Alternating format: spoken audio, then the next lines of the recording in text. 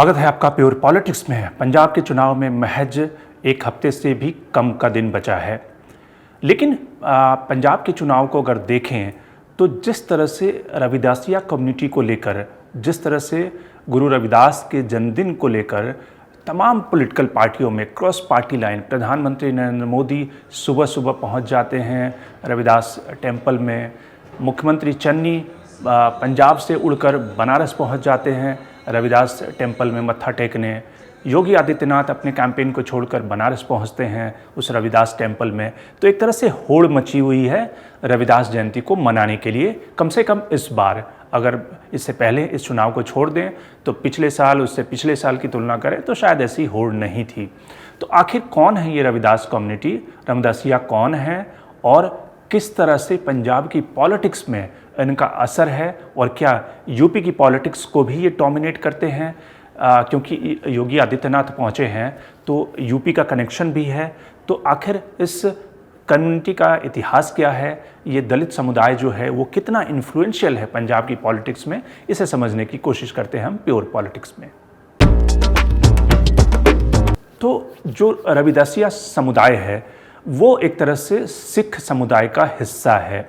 लेकिन सिख समुदाय में दो तरह से, एक तरह से दलित जो सिख हैं, दलित सिख का ही एक हिस्सा है रविदासिया कम्युनिटी, और ये अपने को जो गुरु भक्ति आंदोलन के एक प्रमुख चेहरे संत रविदास हुए थे उनको अपना एक तरह से देवता मानता है, उनको अपना आराध्य देव मानता है। थोड़ी सी इनकी जो डिफरेंसेस सिख कम्युनिटी से हुई हाल के दिनों में, वो 2009 की घटना के बाद हुई, जब इनके एक गुरु पर अटैक हुआ और जिसमें एक इनके गुरु की जान भी चली गई। तब से रविदासिया कम्युनिटी ने अपना एक अलग सेक्ट, बल्कि एक अलग सेक्ट तो सिख धर्म का है ही, लेकिन उन्होंने एक अपना अलग रिलीजन उन्होंने घोषित कर दिया। और हर साल रविदास जयंती के मौके पर तमाम देश भर में जो उनके टेम्पल्स हैं उन पे भीड़ जुटती है, लेकिन मुख्य जो टेम्पल है, चूँकि रविदास का जन्म बनारस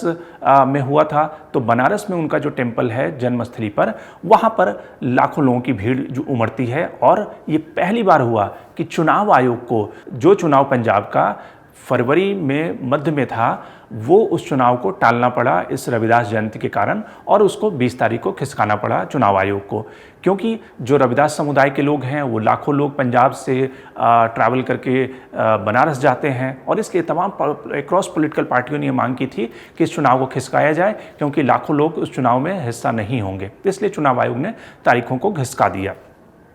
अब सवाल ये है कि जो रविदास कम्युनिटी है, रविदासिया कम्युनिटी है, ये आखिर दलित समुदाय का हिस्सा है, लेकिन इनकी समाज में हिस्सेदारी कितनी है? तो जो अगर पंजाब की डेमोग्राफी को देखें, पंजाब की जनसंख्या को देखें, उसमें जो दलित पॉपुलेशन है जो 32%, यानी कि 32% दलितों की आबादी है, जो पंजाब की पॉलिटिक्स में इस समय सबसे इन्फ्लुएंशियल कम्युनिटी एक तरह से कह सकते हैं। वो इसलिए बन गया है क्योंकि कांग्रेस ने वहाँ पर दलित चीफ मिनिस्टर दिया है। पंजाब के इतिहास में पहली बार दलित मुख्यमंत्री बनाया गया है, और इसलिए कांग्रेस ये उम्मीद कर रही है कि दलित मोबिलाइजेशन होगा उनके पक्ष में। जो 32% की आबादी है वो कहीं ना कहीं उसका एक बड़ा हिस्सा उनको मिलेगा। ये अलग बात है कि पुराने ट्रेंड को देखें, पुराने 2017 के इलेक्शन को देखें, तो ज़्यादातर जो दलित कम्युनिटी है वो कांग्रेस को वोट करता रहा, और इसीलिए कांग्रेस ने ये रिस्क लिया है दलित को मुख्यमंत्री बनाने के लिए। अगर 2017 के आंकड़े को देखें तो तकरीबन 41-42% जो दलितों ने वोट किया था कांग्रेस को। उसके बाद अकाली दल थी जो इसमें 34% दलितों ने वोट किया था, और उसके बाद आपका नंबर आता था जहां पे तीसरे नंबर पे आप थी दलितों का वोट पाने के लिए। वैसे ही अगर हिंदू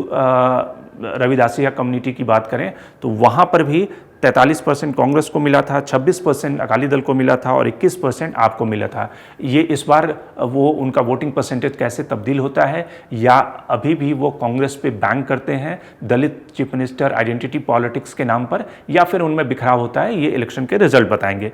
लेकिन जो दलित कम्युनिटी है उसका जो अगर ब्रेकअप देखें कि जो 39 दलित कम्युनिटी है पंजाब में, दलितों के ग्रुप में, उसमें जो चमार हैं उस एक तरह से 23% चमारों की संख्या है जो दलितों का एक सबसेक्ट है। इसके अलावा अधामी जो हैं वो 11% हैं, वाल्मीकि हैं 9% हैं, मजहबी जो हैं 29% हैं, सबसे ज़्यादा हैं। लेकिन चमारों में 2 सेक्ट है। पहला जो है रविदासिया, जिसके कारण रविदास जयंती के कारण पूरे पंजाब के चुनाव को टालना पड़ा, नई डेट देनी पड़ी, जो कि अक्सर जो लेदर गुड्स हैं, पुराने ज़माने में तो जो जिस तरह से गाय और भैंस का जो वो होता था उसके आधार पे उसके लेदर को इस्तेमाल किया जाता था जूते बनाने में, और उसके ट्रेड में ये कम्युनिटी इन्वॉल्व रहती थी। जो रविदासिया कम्युनिटी है चमार की, उसमें इनका सबसे बड़ा कंट्रीब्यूशन था। दूसरी इसमें रविदासिया के अलावा भी एक इनका सेक्ट है, वो है रामदासिया, जो कि ज़्यादातर बुनकर हैं, बेवस हैं, वो बुनकर का काम करते हैं। तो इस कम्युनिटी का जो इन्फ्लुएंस है पंजाब की पॉलिटिक्स में, खास करके जो दोआब का इलाका है वहाँ पे काफ़ी ज़्यादा है, और इसलिए तमाम पॉलिटिकल पार्टियां रविदास जयंती पर बनारस में मत्था टेक रही है, प्रधानमंत्री मत्था टेक रहे हैं दिल्ली में, क्योंकि उन्हें पता है कि इस कम्युनिटी का इन्फ्लुएंस पंजाब की पॉलिटिक्स में है, और इसलिए वोटर्स वोट के लिहाज से ये काफ़ी महत्वपूर्ण है। लेकिन चूँकि ये कम्युनिटी अंबेडकर को अपना गुरु मानती है, रविदास तो उनके देवता हैं लेकिन अंबेडकर को गुरु मानती है, तो इसलिए अंबेडकर के पोस्टर, अंबेडकर के फ़ोटो, अंबेडकर के लॉकेट्स जिसको ये पहनती है, तो इसलिए दलितों की ये आबादी यूपी इलेक्शन के लिए भी काफ़ी क्रूशियल है, क्योंकि वहाँ पर जो दलितों का वोट बैंक का एक प्रिंसिपल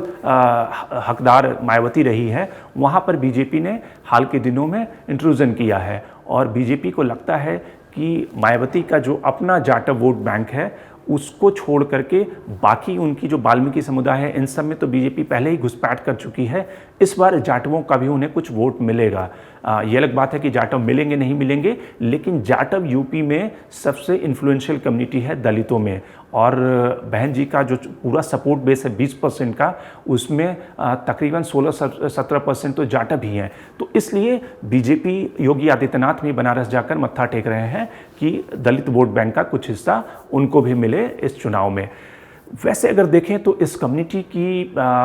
हाल के दिनों में जो उनका असर्शन है, वो जो रिजर्वेशन का सबसे ज़्यादा फ़ायदा पंजाब में इस कम्युनिटी ने उठाया, और जिसके आधार पे इनके ढेर सारे लोग आज की तारीख में विदेशों में हैं, और इनका जो एनआरआई डायस्पोरा है वो काफ़ी मजबूत है। यानी कि उस कम्युनिटी से होने के बाद भी दलितों में जहाँ पर अवसर की कमी होती है, लेकिन रिजर्वेशन का फ़ायदा उठाते हुए इन्होंने पढ़ाई की, एजुकेशन का लाभ उठाया, और आज की तारीख में इनका जो एनआरआई डायस्पोरा है वो काफ़ी मजबूत है।